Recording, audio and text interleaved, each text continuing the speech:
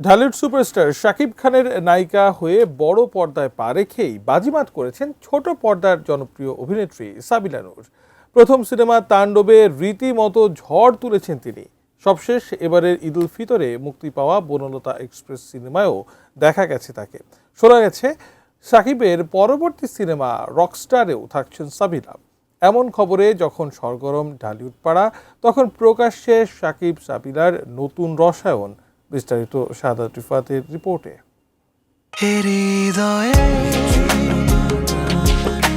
ছোট পর্দার জনপ্রিয় অভিনেত্রী সাবিলা নূর এখন পুরো দস্তুর নায়িকা। একের পর এক তিনি উপহার দিয়ে যাচ্ছেন হিট সিনেমা। তাণ্ডব থেকে বনলতা এক্সপ্রেস, তার অভিনয়ে মুগ্ধ দর্শক। এর মাঝেই নতুন খবর, আরো বড় ধামাকা নিয়ে পর্দায় আসছেন সাবিলা। আমি অনেক লাকি যে আমি আমার প্রথম সিনেমাতে একে তো মেগাস্টার শাকিব খানকে পেয়েছি। জানা গেছে মেগাস্টার শাকিব খানের পরবর্তী সিনেমা রকস্টার নিয়ে দর্শকদের দীর্ঘ প্রতীক্ষার অবসান হতে যাচ্ছে।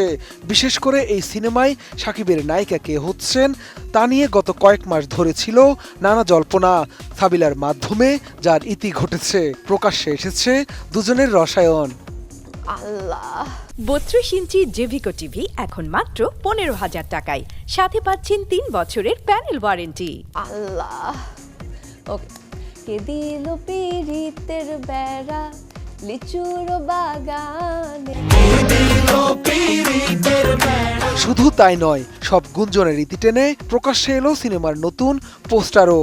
এতে শাকিবের বিপরীতে দেখা গেছে সাবিলা নূরকে। এর মাধ্যমে তাণ্ডব সিনেমার পর দ্বিতীয়বারের মতো পর্দায় জুটি বাঁধতে যাচ্ছেন শাকিব ও সাবিলা। 16 এপ্রিল সন্ধ্যায় সামাজিক মাধ্যমে পোস্টারটি শেয়ার করেছেন শাকিব খান নিজেই, যেখানে দেখা যায় নায়কের ড্যাডলক হেয়ার স্টাইল ও ট্যাটু করা রকস্টার লুকের পাশে সাবিলার উপস্থিতি, যা এক রোমান্টিক আবহের ইঙ্গিত দিচ্ছে। সামাজিক যোগাযোগ মাধ্যমে শেয়ার করা পোস্টারের ক্যাপশনে মেগাস্টার শাকিব খান লিখেছেন, জলে আগুন থামে সময়, চলি আমি তাই তো শুধু তোমারই সাথে, যা নেট দুনিয়ায় রীতিমতো ভাইরাল। এদিকে পোস্টারটি প্রকাশের পর থেকেই ভক্ত ও দর্শকদের মাঝে ব্যাপক উন্মাদনা দেখা গেছে। পোস্টারের কমেন্ট বক্সে জমা পড়েছে অসংখ্য মন্তব্য। এক ভক্ত মন্তব্য করেছেন, শাকিব সাবিলা জুটি মানেই নতুন কিছু, পোস্টারটি এক কথায় দারুণ। আরেকজন লিখেছেন, ঈদের সিনেমার জন্য এখন থেকেই অপেক্ষা শুরু হলো। সব ঠিক থাকলে বিগ বাজেটের এই সিনেমাটি আগামী ঈদুল আজহায় দেশের প্রেক্ষাগৃহে মুক্তি পেতে পারে বলে জানিয়েছেন সংশ্লিষ্টরা। শাহাদাত রিফাত, ATN নিউজ, ঢাকা।